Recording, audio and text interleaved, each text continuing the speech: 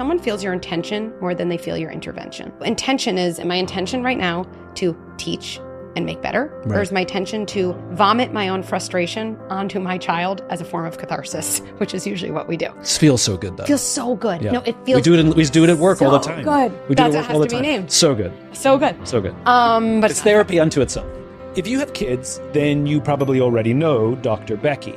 In fact, you may have used her app when your kid was having a meltdown. She's the author of Good Inside, the name of her app also, but more important, she is an absolute genius at understanding human beings, both the little ones and the big ones. Yes, she talks about parenting, and yes, we talked about how to be a better parent, but my goodness, the amount that I got out of this conversation about how I can be a better leader, absolutely invaluable. This is a bit of optimism.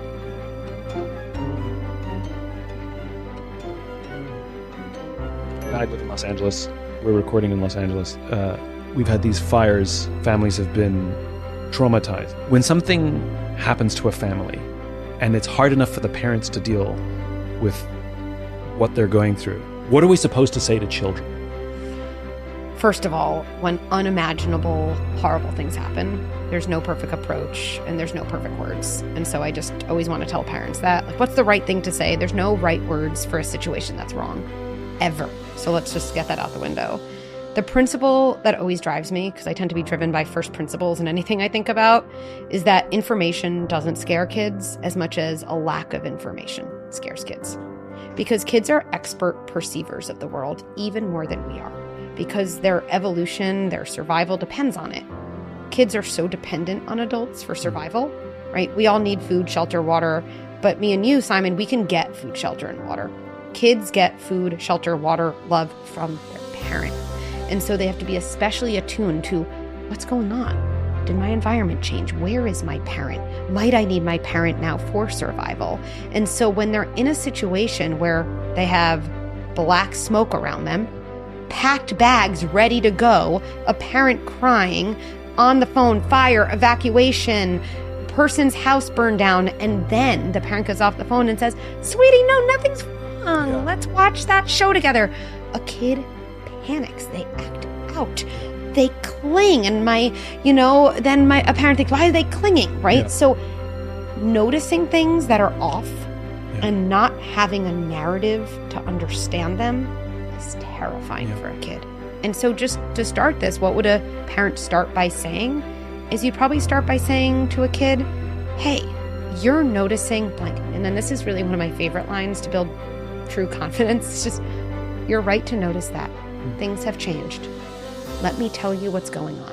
It might be there's a fire, the smoke from the fire blew here, the fire's not here, we're safe, we might have to leave our home, that's why we have a bag. My number one job is to keep you safe, and I take that seriously, and I'm paying very close attention. It might be we're about to leave our home. I'm going to tell you what I know, and I'm going to tell you what I don't know, and more than anything, I know we're going to get through this together. I can't help it. It's like, as you're talking, I'm running everything through the filter of my own work. And, one of my favorite books to recommend to businesses and leaders for how to be a good listener is How to Talk to Kids So Kids Will Listen and Listen So Kids Will Talk, which is a age-old parenting book, because it's basically the same. Validate people's emotions and all the rest of it, right? And as you're giving this parenting advice that's very topical to now, I can't help but run it through the leadership filters. It's the exact same thing we do with any human being, which is they're not idiots. They're aware of things changing. They're aware of tensions amongst the executives. And we put on smiley faces because we think that if we're happy, then they'll be happy. We hide stress, we hide tension, we hide all these things as opposed to just telling people. And even saying, I don't know what's going to happen. Yes. People can deal with good news and people can deal with bad news. It's uncertainty that the insanity and the going down the rabbit holes and the looping starts. And it also disallows for questions, right? Because if you give me information, even if it's bad news, I can ask a question. If you give me nothing and you lie to me and you hide from me, it leaves me even in a worse state. And so what I find so fascinating is everything you're saying is true for adults too. It's probably just more exaggerated for kids. I mean, I don't think Good Inside is a parenting approach. It's a leadership approach. It's a leadership approach, we even for say, sure. what I say to parents, what parents say, especially ones who are really in our system for a while, is we help parents become sturdy leaders. leaders. Yeah. That's the phrase, sturdy leadership. It's why I think I'm actually asked often, your Good Inside book was recommended in my management consulting Slack groups. Are you a management consultant? And I used to say no, and now I say I am. Yeah. It just, the system I tend to operate in is a family system. But being the leader of a family system is also about setting up the conditions for success. And that has to do with setting boundaries, having a kind of sense of your own authority as a leader, and staying connected, seeing the good inside people and thinking about how to bring it out. And whether you have children or employees or athletes on your team, it's all the same stuff. When somebody asks you, are you a management consultant? And if by management consultant you mean, do I give advice to people to take better care of those in their span of care? Then the answer is yes, 100%. Yeah. Because that's what good leadership is. It's being responsible for those around you. It's ensuring that those around you will rise, build confidence, all of these things. It's all exactly the same thing. That's right. And when it goes back to the information, two things happen when people notice things in their environment and they're not given a story to understand. They either make up a story themselves, and almost always that story is that it's their fault. And that goes back to our childhood. Good segue here. Okay, which is styles of parenting have changed over time, like styles of leadership have changed with the times. And, when you and I were kids and we got in trouble, our parents said, what did you do this time? And these days, it seems when kids get in trouble, it's the parents say, what's wrong with your teacher? I get a kick out of the criticisms older generations had of younger generations, like, damn this generation. We're like, well, wait. How were they raised is always the question I want to ask. Yeah. Which is it the people we have a problem with, or is it the parents we have a problem with? I don't know if I'm the best cultural anthropologist of parenting, so I'm going to answer a version of the question. Because what I think you're getting at is, I think a lot of my friends, the way we were raised, was kind of, you did something wrong. It was like, go to your room. What's wrong with you, right? And so in a way, what you're saying is the blame is in the child. And now what you're saying is the blame is in someone else, right? I always go back to something my son said so astutely, where my husband was mad at him because he left the door open when we were backing out our car, and it kind of, scraped on the garage. And my son ended up yelling back to my husband, it's not my fault. And my husband goes, so it's my fault? And then my son said something that I think is so profound and actually to me epitomizes what our approach is in parenting. He goes, Dad, sometimes bad things happen and it's nobody's fault. And I honestly think the obsession with fault is a really interesting thing. Okay, is it my kid's fault? Is it the teacher's fault? Is that a useful framework? I actually would say it's not a useful framework. So I think we've gone from go to your room to what you're noticing now. I don't think it's every parent, but it's kind of shifted from, I don't care about my kids' feelings. Nobody cares about feelings. They had a bad behavior. Fix your behavior. If I look back on that, I don't know how people thought people were fixing their behaviors, but there was a lot of focus on just, that's not okay. Go to your room and learn how to do it better.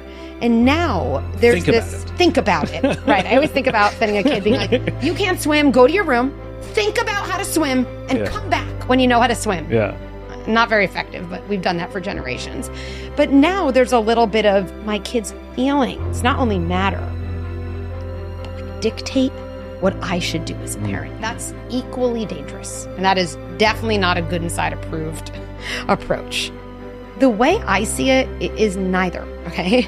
Where at Good Inside, this approach we have to leadership and to parenting really comes from two kind of first principles. Number one, kids are born good inside. I really believe there's not a baby who's born saying oh, I'm going to wake up my parents tonight. I'm going to F them over. I hate my parents. No, they're born good inside. And the other inconvenient truth is that they're born with all the feelings and none of the skills. And to me, that visual gap explains basically 100% of children's bad behavior. And if you think about it from that perspective, or you think about your own kid or any kid you know who acts out, oh my goodness, they're born with all the feelings I have, with all the intensity, and they're born with no skills to manage those feelings. And at any point in life, feelings without skills manifest as bad behavior. The reason people yell at a waiter or yell at a partner is because, they're angry, they're disappointed, high feelings, and they don't have the skills to regulate low skills. And then for generations, what we did with that gap is we sent kids away, almost like the feelings were the problem. The feelings have never been the problem. The lack of skills is the problem. It's nobody's fault that kids don't have skills. It's not the parents' fault. It's not the kids' fault. It's just true. That's how they come out of the package. That's how they come. So you have to program them. Why don't we teach them the skills? Because if you think about feelings without skills, you can't bring down the feelings. You can't get rid of the feelings. But if you level up the skills, that changes behavior today and puts kids with the ultimate privilege in adulthood, which is having skills to manage the entire range of feelings you will always feel for the rest of your life. You're not just teaching people how to parent, you're teaching people how to be people. You're teaching human skills. And I always make the joke, like, cats don't have to work very hard to be cats. They're naturally good at it, but it takes an unbelievable amount of work to be a good human being. So there's two skill gaps, right? Which is my kids have feelings and no skills, and I'm supposed to teach them the skills that I don't have. That's right. And so I have a broken partnership with the person who if we're raising the kids together, I have an inability to communicate or listen. And now I'm supposed to teach skills that I don't have to a child who doesn't have them. It's a double whammy. That is my sweet spot. I think what happens when you become a parent, and no one wants to say this because it's like daunting, is everything unhealed about your childhood just gets triggered over and over with your children. Like, we think our children are going to heal us, and they trigger us over and over. And we have this choice. I can either allow that generational kind of wound or trauma, whatever you want to call it, to then just be passed on generation to generation, or I can use this opportunity not only to give something different to my kids, but actually to heal myself and be the sturdiest, most confident version of me. And when you do that at the same time, it's like addicting. It's amazing. And it's hard work. Let's take the question of the kid with the door. Yeah. And let's just change it slightly. Sure. Right? You left the door open and the dog got out. Okay. Right? So you were told to close the door. We always close the door. Everybody knows to close the door. You were the last person out. You didn't close the door. And a kid says, well, sometimes bad things just happen and it's nobody's fault. Mm-hmm. What is the right thing to say when they should have actually closed the door and they've shirked a responsibility? Right. I just think fault, it's actually powerful to be, I don't know if it's a useful framework for anything. Fault is inherently shameful. Shame makes people freeze. Freeze is anti-learning. Seems ineffective. Okay. So first of all, someone feels your intention more than they feel your intervention. So I know you didn't mean to leave the door open. So intention is, my intention right now to teach and make better? Right. Or is my intention to... Oh, the intention of the parent, okay. Vomit my own frustration onto my child as a form of catharsis, which is usually what we do. It feels so good, though. It feels so good. Yeah. No, it feels... We do it at work so all the time. Good. We do That's it what all has the to be time. named. So good. So good. So good. But it's therapy unto itself. Somewhat. Okay, so my kid left the door open, dog got out. Here's how, again, I don't know if I would actually do this, but what I want to do in this situation. In the ideal. Yeah. Okay, so let's say my son is Sam. Hey, Sam, look, the door was open. Look, you and I both know that whoever's around the door, it's their job to close the door, right? So I think that's an important starting point. Don't try to catch your kid. Do you know it's your job? Don't ever ask it's everybody's job, right? Yeah, just don't ask a question you know the answer to. It's like a horrible experience on the other end. Right. All the time. Never do that. Right. We both know that. I know you were the last one at the door. It was open. Let's figure this out. Look, I think the most important thing is figuring out how you can remember more often to close the door. So, okay, what would you need to remember? Now, my kid's going to be like, I don't know, I'll just remember. Look, I'm not satisfied with that. And it's not because I don't trust you. I know you want to remember. The truth is, I forget things all the time too. It's just what people do. I wonder if there's anything, and this is where I'm going to lead my kid to the well. I wonder if there's anything someone could do. Like, my kid says something like, has anyone invented like a piece of paper with like a sticky thing that like one could like put in your... And my son's be like, oh, a post, what? Oh my goodness. What would you do with a Post-it? Oh, I could probably write closed Sam. Genius. Okay, and this is what my son would do. So could you write that for me? No, sweetie. You know why I'm not going to do that for you? Because the rest of your life you're going to be in situations, not about a door, but with some situation where something goes wrong and you're going to have to think about what to do to improve the next time. And I'm not going to take away something from you that's going to really help later, which is the process of actually doing the thing yourself. Because it's actually going to feel really good to you. Not like fun good, but no, I'm going to expect that. And just to be clear, and this is, if I had to say this, I'm going to expect that by 8 p.m. And I just want to be clear with you about that because I really want to set you up for success. And you know why most people don't do that as parents and definitely don't do that in leadership is because it takes time. But it doesn't. I actually have to jump in this. It takes time. It takes time and it takes patience. No, Yes You have and to no. set that all up. You have to learn how to say it. You have to wait for it. No. Well, you have to learn. No. Yes. I agree with you. But I just know in my experience in leadership, most people will not do the work that I talk about or write about. So here's a great example. Because it takes time. It takes energy. It takes effort. Sure. I remember I was giving a talk to a bunch of senior executives at some company, whatever it was, and they were going through really hard times. And I was talking about leadership and taking care of people and making them feel safe and blah, blah, blah, blah, blah, right? And one of the executives, literally this happened, he raises his hand and goes, I can't do anything that you're talking about. You have to understand, Simon, the pressure that we're under. I don't have time for the stuff you're talking about. And my response was, I hear you don't have time. I got it. I understand the stresses and the pressures are great. My question is, what were you doing in the good times? Like, how come you weren't building those environments in the good? Just my question is, what were you doing in the good times? But it goes back to the point was people feel pressure and they don't feel like they have the time. And it's the same reason people micromanage, is because for me to let you try it and screw it up, and then I have to give you feedback and still not great, and then I have to let you do it again, and maybe by the 7th time it'll be good. Just do it myself. It's because you have to have patience and time. Yeah, I guess what I would say, parents say this to me all the time too. I don't have time to learn these things. I say, look, I have no idea about your schedule and your time, and I'm not going to lecture you about how you spend the time, the things you value. Not my style. But here's what I know. We either spend time preparing or reacting. And if we're used to spending time reacting, we don't quantify it as time because it's just our default. And all I know from parents is it actually takes a ton of time to yell at your kid, to watch something go wrong all the time. And it takes a lot of time to fall asleep at night when you're feeling really guilty. And vent to your spouse instead of watching TV. And You're just used to it, so you don't mentally account for it. That's good. So that's So I'll amend. They don't want to spend the time before. It's just new. But they're happy to spend the time after. It's just anything that's new feels uncomfortable. And we always misinterpret discomfort as a sign of something wrong when it's a sign of something new. So I would say to the person, you're right. It will be a new way to spend time, and it will mentally feel longer because anything in that new circuit does, because it's unfamiliar. I want to change the subject. So you and I have something a little bit in common, which is both of us have careers that kind of happened by accident.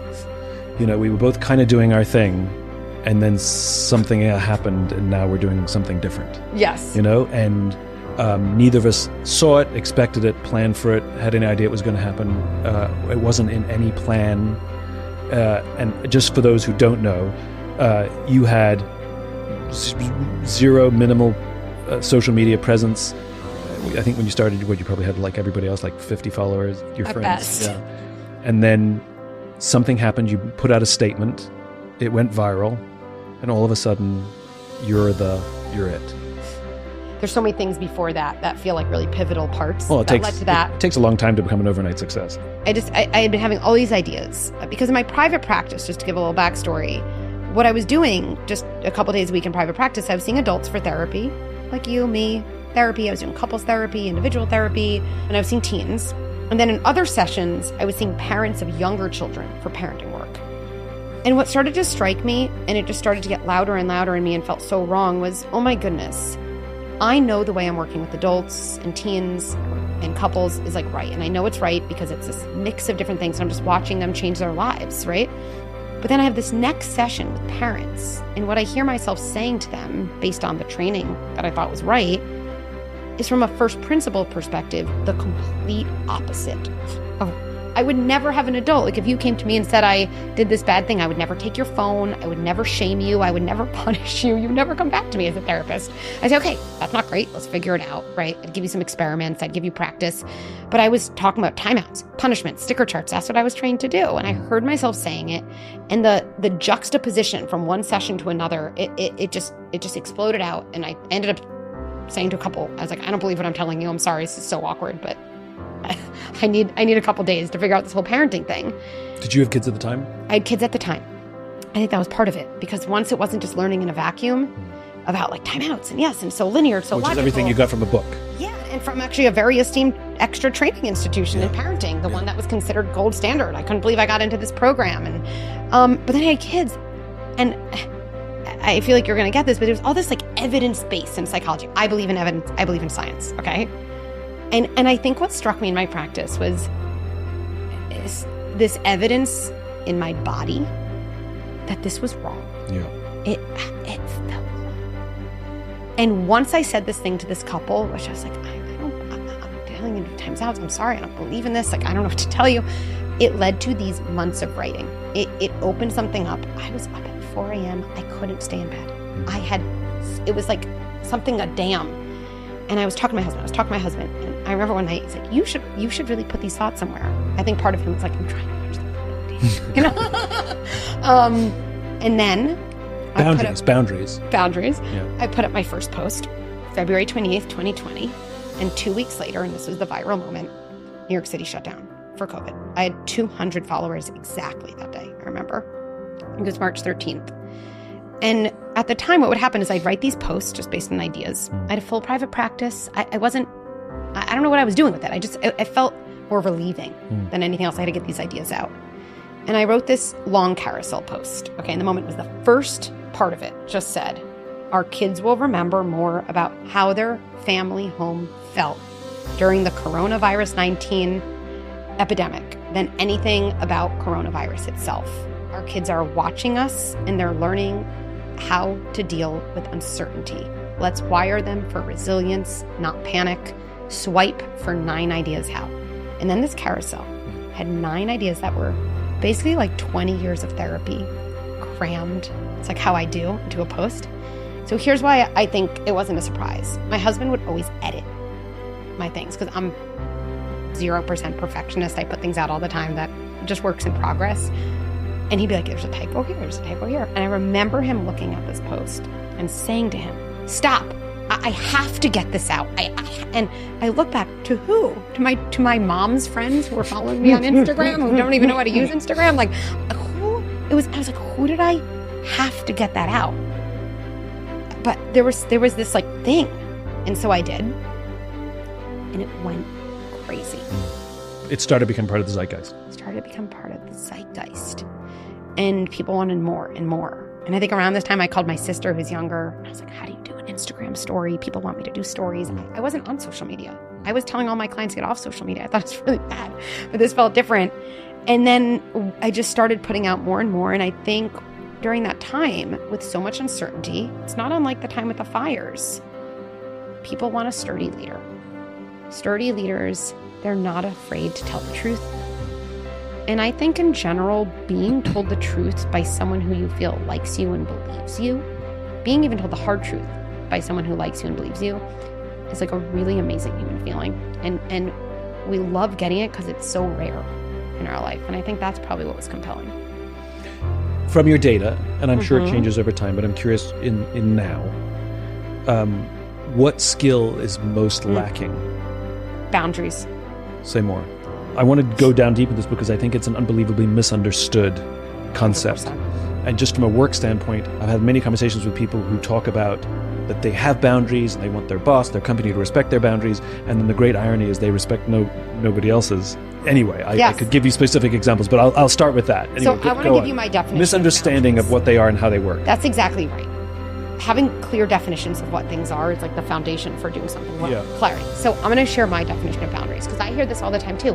I'm setting boundaries with my kids and they don't respect it. My mother-in-law doesn't respect it. And then I say, give me an example. And almost always I'll say, like, with love and respect, that's not a boundary. So give me an example of one that's not a boundary. I tell my kid over and over not to jump on the couch. They know not to jump on the couch. They're old enough. They know better. They do that. I tell my mother-in-law not to stop over unexpectedly. Like, she has to tell me, and she keeps doing it. They keep violating my boundaries. Neither of those are boundaries. Here's my definition, and it's super simple and usable. A boundary is something you tell someone you will do, and it requires the other person to do nothing. Okay, give me an example. Okay. A boundary with the mother-in-law who stops by would sound like this. Hey, look, I don't want it to get to this. I think I've asked you a lot of times. Please call before coming over. There's a reason for that. It's the order of our day.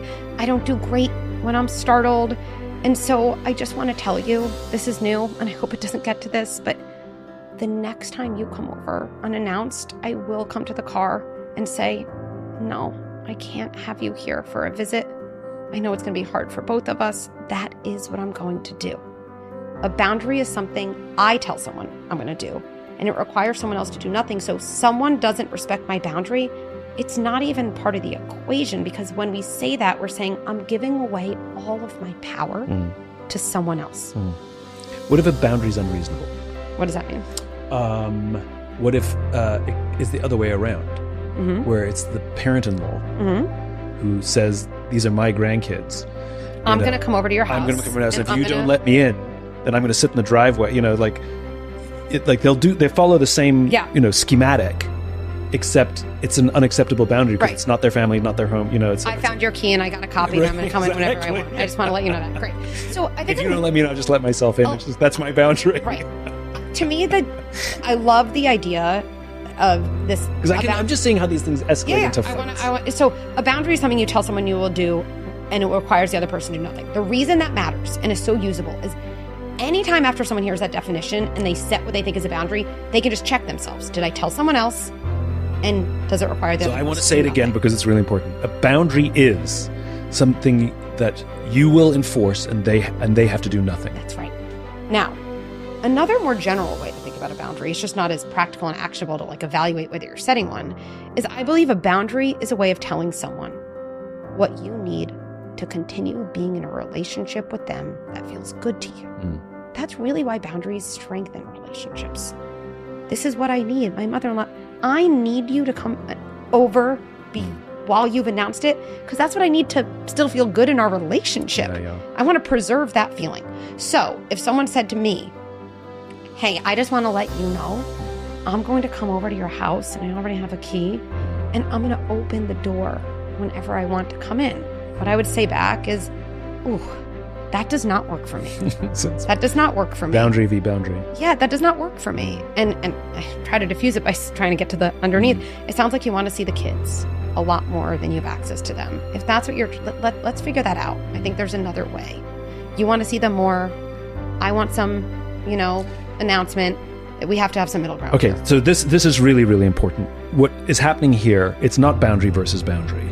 It's listening skills, which is when somebody sets a boundary that you and I would interpret as inappropriate or unacceptable, because such things exist. The person on the receiving end of it, instead of saying, absolutely not, don't you dare, I don't want this to become a fight, what you were talking about is listening skills. And what I heard you say was, I hear that what you want is to see more of the kids, that you want access to the kids. I hear you. And it's not saying that their boundary is wrong. It's helping them get the thing that they want. That's right. But in a way that is conducive to the relationship and to your family. Let's sit down and go through our calendars and find all the times you can have with the kids. Let's give you that. To me, that's a superpower from a communication standpoint. And I talk about this with parents all the time. This happens with in-laws. This happens with kids all the time. Where when someone doesn't feel like they're being taken seriously, or when someone doesn't feel like they're being believed, this is true for all of us. We all escalate the nature of our communication to try to get believed. That, unfortunately enough, leads the other person to usually get more aggressive and invalidate more, which sadly enough leads the other person to escalate the expression even more, and you can see this awful cycle. So I would say it's about, do we want to be right or do we want to be effective? We try to be effective. So if you want to be effective, and this is a person, whether it's your mother-in-law or your kid or someone at work that you want to stay in a relationship with, the skill to develop is, what is the wish under the escalation? What is the thing that needs to be believed? I think the thing my mother-in-law needs me to believe is that she really loves my kids and she really wants to see them and she feels shut out. One way of solving that is coming over unannounced with a key.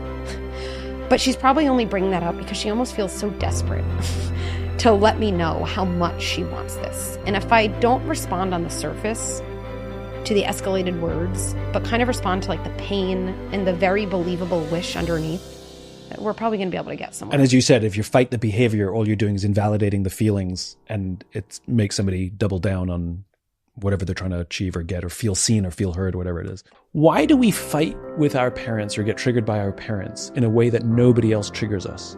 I have a temper with my parents. I don't have a temper with anybody. Yeah. Well, I think what you're really also saying is just what are our triggers, right? So but why do parents more than anyone else in our lives bring it out in us? They're the people you have the closest attachments with. So triggers are memories of our past that are interrupting in the present. That's what they are. They're things that were never Triggers are healed. memories from our past that are interrupting in our present. Okay. Triggers are unhealed memories, and they're not just one memory. They're patterns from our past that come alive in our present. So what might that mean? If someone says, whenever my parents says something, even in the realm of criticizing, which is like, oh, you brought this salad for Thanksgiving. And I heard this recently from a friend. It's like, you're always criticizing me, and I can never be good enough for you. And later, the person's like, wow, I don't know, maybe my mom just was surprised I brought arugula, whatever it was. Okay, so that would be a trigger. So what's going on inside, right? This is a memory. And the reason I think the word memory around triggers really matters is people say all the time, I don't remember how my parents responded to my tantrums. I don't really remember how my parents responded when I made a mistake. We have such a limited definition of memory, as if memory is only the thing we can verbally produce for someone else. Memories that we can verbally produce were integrated for us. People gave us a story. That's why we ingested a story and can verbalize a story. Most of our memories do not exist. The vast majority of them were things that happened that lived in our bodies, meaning my body registered my parents looking really disappointed with me if I got anything but a 95 or above. Or my body had so many times where I made a small mistake and I was met with immediate criticism instead of curiosity. Why did you always forget your, you always lose your jacket, Simon, versus, hey, you're forgetting your jacket. Like, you're a smart kid. I know you want to be responsible. What's the system we can come up with? So let's just say that was true in your childhood. In general, when you struggled, it was met with criticism and judgment, rather than some type of like boundary, curiosity, actual skill building, like we've been talking about. Then what does your body do? Your body's always forming circuits, right? You're born with 25% of your circuitry. By age 3, it's 75. By age 5, it's 90. These are, okay.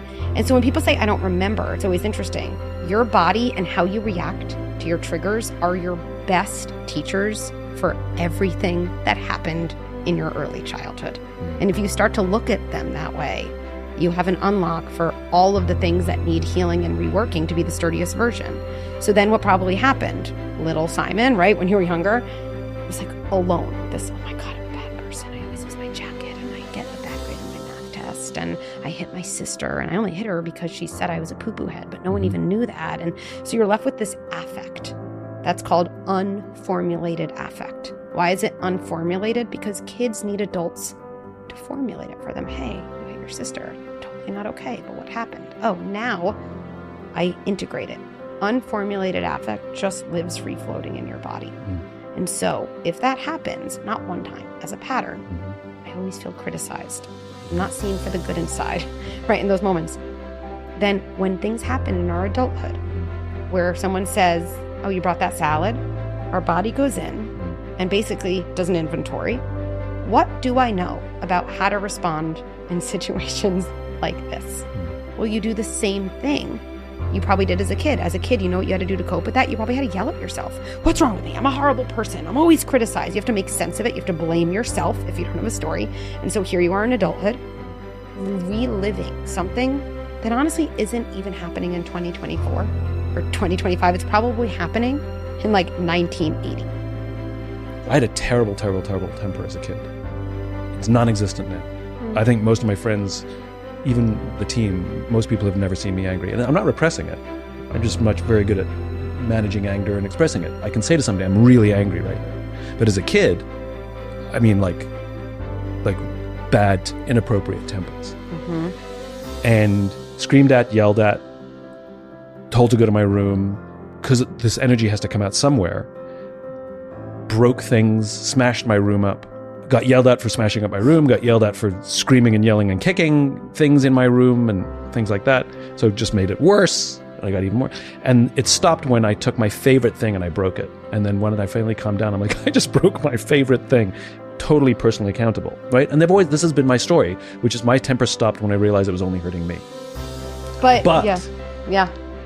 But, you know, I was going to say, but. You know, I was going to say that. But in this session, talking to you, I've realized what I wanted was in these periods of losing control and fully aware that I've lost control, fully aware that I'm not in control of my own. All I actually wanted was for somebody to make me feel calm and safe. And it didn't happen. I got locked in, well, not locked, but left in my room until I calmed down. And now, when I think of myself as an adult, you talk to any of my close friends, the biggest compliment I give to my close friends, they all know this, is thank you so much for making me feel safe, right? And I think back to those times when all I wanted was to somebody to move in, and the times now when I'm, I won't say acting out, but nervous, saying the wrong thing. I can speak in very exact terms, which I think it can be very jarring for people. And what I really want is for people to lean in. Yeah. And contain you. And contain it. Be like, I'm not going to let you speak like that. Yeah. Yeah, I know. Yeah, I'm not going to let you speak like that. Because you're a good person. I love you. And, you know, and it's not, and again, it doesn't come out in temper tantrums, but I can be very exacting. Yeah. In my words, to the point that people don't know what to do with it. Well, you know, I always think anger is so misunderstood. Anger is a feeling that we have. It's our best feeling because it tells us what we want and we're not getting. Anger is access to desire. And that's why women don't like to feel angry, because when we had tantrums, we were really sent to our room as little girls. Yeah. And what we learned is not that our tantrums are bad, but that our desires. You're a person with a ton of ideas and a ton of want and desire. Yeah. So you probably did have more anger than the average kid because of that. For sure. Right? And now you figured out how to channel it. Yeah. One of my worst habits as a leader, and I'm looking at it differently now after talking to you, instead of saying, I need to fix that, which I do, but now I'm saying, okay, where is it coming from? Is a more interesting question. Yeah. I'm a reactor, right? So somebody will show me something, and I'll go through all the things that are wrong with it. And I make somebody feel bad and demoralized about the work that they do. I think the work's great. I just found a few things wrong with it. And I go straight to everything that's wrong. And I always forget to say, or I often forget to say, this is great work. Thanks for putting in all this effort. I have a few comments, right? So make somebody feel, I don't. I leave that little preamble out. And then I'm like, shit, I hurt somebody's feelings. Let me go backtrack and be like, and now I'm looking at it through a new lens rather than how can I stop being a reactor? Going, all right, where did that come from? When we want to change something in a relationship with someone else, we generally get the starting point wrong. We can't change how we interact with someone else until truly, concretely, we change the way we interact with ourselves. And so if you know that happens, and by the way, I'm the same thing. I'm just so quick to being like, no. And then in my head, I'm like, that was an amazing meeting. I love that person. Yeah, it's exactly the same. I'm like, I feel like shit. I love that person. I love having them on the team. And they're like, I can't do anything right. And I think the only success I've had, and my husband has actually pointed this out, because he said to me, I used to think you were hard on everyone and hard on me. But he said to me, I realized, oh my goodness, imagine Becky's monologue to herself. If that's the way she said, imagine how hard she is on herself. And he was like, it totally changed. I felt so much more compassion. And I really took that in from him. And I think what that led me to do is find moments where, whether it's burning the garlic, not leaving enough time to manage traffic, oh my goodness, I didn't respond to that email. Actually, truly saying in those moments, and this to me is a good framework, I'm a good person who didn't respond. I'm a good person who didn't leave enough time. Yep. Actually practicing the validation first with myself. You need to build that up before you're going to give it out. What is a client you've had, something you've done in your professional life that filled you up more than sort of anything else ever has? So this really snarky teenager, I remember the first session. The first thing she came, and I did have a relatively old computer, and she goes, "That's your computer? You're pathetic." The first thing she said in the office, and I was like, "Game on," I was like ready. I was like, okay. And she was a cutter. She was cutting, and so I said, "Okay, well, tell me, how long have you been cutting?" And she was 2 years. I said, "That's a long time. Your parents told me you've never seen a therapist before." And she goes, "Wow, my parents wanted to send me to therapy 2 years ago. And I told them, if you send me to therapy, basically you're saying I'm fucked up and I'm a messed up kid, and you're kind of like saying you don't love me. Is that what you mean? And if you send me to therapy, I'm going to go and I'm going to make up lies and I'm going to miss the appointments and I'm just going to waste your money." And my heart's racing so fast, Simon, as I'm telling you this. And then there was something in me, I just knew to say nothing. And probably after 30 seconds, the entire mood shifted. She went from that, exactly how I said, And she just looked down. And when she looked up at me, she said, "Can you believe they let me make that decision?" The kids who act out the most are in the most pain. It's just so misunderstood. And I don't blame parents because, again, being able to see someone's pain and fear and desperation under their nasty words and behavior, that requires skills and practice and support and resources. And the only thing we're told at the hospital is that we should get a car seat. And so these were such amazing, well-meaning parents. They didn't understand her. And so that's taught me a lot about kids. It's taught me a lot about boundaries.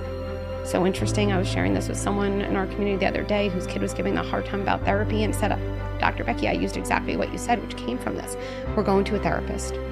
That is my decision. And it's a decision because I love you and I believe in you. You can go, you can lie. My job is to get you there. I'm going to leave work early every Thursday. I'm going to drive you there. What happens in the room, I have no idea and it's up to you. But there's nothing you can say that will change my mind about how important it is for me to do my job. And we're going to start that tomorrow." You've helped a lot of teenagers. You've helped a lot of cutters.